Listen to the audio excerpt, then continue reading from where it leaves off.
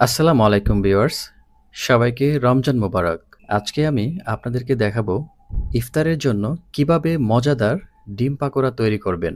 একদম দোকানের স্টাইলে ডিম পাকোড়ার একটা সহজ রেসিপি আপনাদের সাথে শেয়ার করব।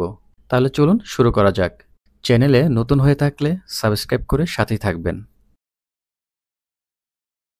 ডিম পাকোড়া তৈরি করার জন্য আমি একটি বাটিতে ১ কাপ বেসন নিয়ে নিচ্ছি। তারপর দিয়ে দিচ্ছি হাফ চা চামচ চিলি ফ্লেক্স, চাইলে আপনারা একটু কম বেশি করে দিতে পারেন। ১ চা চামচ লবণ, হাফ চা চামচ হলুদ গুঁড়া, এটা অপশনাল, আমি একটু হলুদ গুঁড়া দিয়েছি দেখতে যাতে একটু সুন্দর হয়। হাফ চা চামচ জিরা গুঁড়া, হাফ চা চামচ গরম মশলা, হাফ চা চামচ কালো গোলমরিচের গুঁড়া, ২ টেবিল চামচ পেঁয়াজের বেরেস্তা, ২ টেবিল চামচ টমেটো স্লাইস, ১ কাপ পেঁয়াজ কুচি, ৩ থেকে ৪টি কাঁচামরিচ কুচি, চাইলে আপনারা একটু কম বেশি করে দিতে পারেন। ২ টেবিল চামচ গাজরের কুচি, গ্রেটার দিয়ে গ্রেট করে নিতে হবে। কিছু ধনেপাতা কুচি।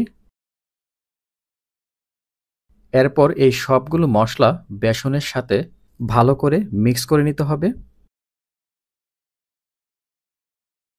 সাথে অল্প অল্প পানি দিয়ে উপকরণগুলো মিক্স করতে হবে যাতে মিশ্রণটা ঘন হয়। আমি মিক্স করে নিচ্ছি। এটা কিন্তু একেবারে লিকুইড, গাঢ় লিকুইড হবে। আপনারা কিন্তু এটা পাতলা করবেন না, পাতলা করলে ডিম পাকোড়াটা ভালো হবে না। তো আমার পেস্ট রেডি হয়ে গেল। এখন আমরা ডিম দিয়ে ডিম পাকোড়া তৈরি করে ফেলব। তো আমরা ডিম পাকোড়া তৈরি করার জন্য আমি এখানে ২টি ডিম স্লাইস করে নিলাম।